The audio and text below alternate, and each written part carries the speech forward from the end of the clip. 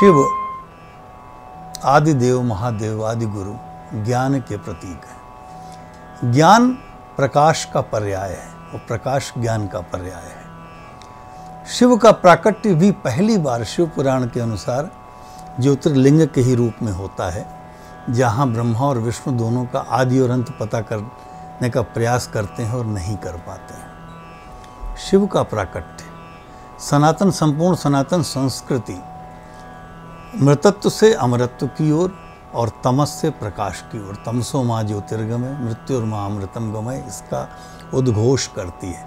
यही इसका आधार है। और शिव वस्तुतः ज्योतिर्लिंग के रूप में ही, ज्योति का अर्थ प्रकाश, और यह प्रकाश केवल बाह्य प्रकाश नहीं होता, यह हृदय का प्रकाश है। पुराणों के अनुसार, शास्त्रों के अनुसार 12 ज्योतिर्लिंग और स्वयंभू शिवलिंग संसार का कोई भी भाग ऐसा नहीं है जहाँ शिव का प्राकट्य किसी न किसी रूप में हो। शिव की उपासना आदिकाल से ज्ञात इतिहास के पहले से होती रही, विभिन्न माध्यमों से, विभिन्न पूरे विश्व में होती रही है। आज विवाद की बात हो सकती, लेकिन शिव की उपासना सबसे प्राचीन है, वेदों में इसका उल्लेख है।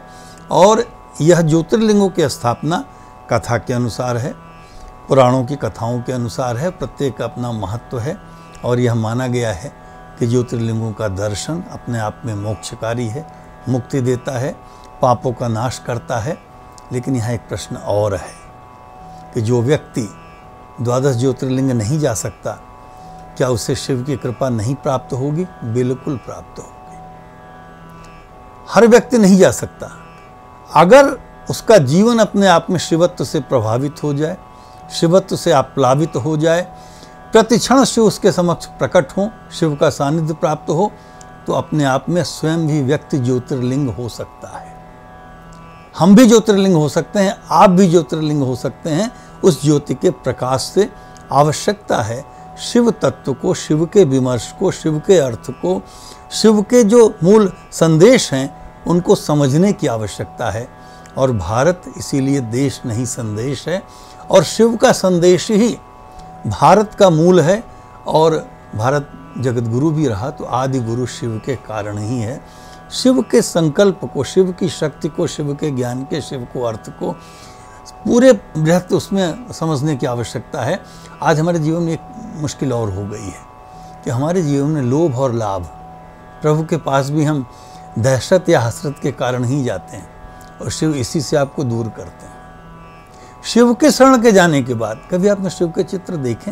अभय की मुद्रा में हाथ होते हैं। अभय का मुद्रा ये है कि आपको भय मुक्त करते हैं, जो आपको शमशान में बुला सकता है, जीवन के अंत के पहले शमशान में कृपा कर सकता है, जो अभय दे सकता है।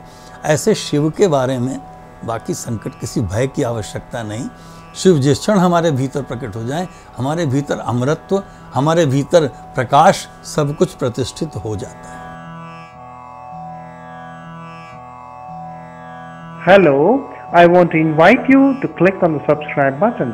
You get VIP status and information on all the new videos. Click the subscribe button for more videos. Subscribe. We want to invite you to click the link below and get access to Shiva blog, destinations, download gifts, ebooks, etc.